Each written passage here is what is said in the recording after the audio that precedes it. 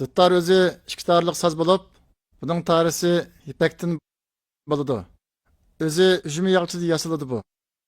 Uzunligi 1 metr 30 sant atrofida.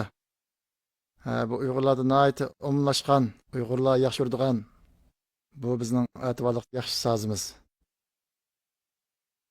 Duttarni 4 gradus yoki 5 gradus deymiz, ya'ni lare yoki so'rayga sozlandi.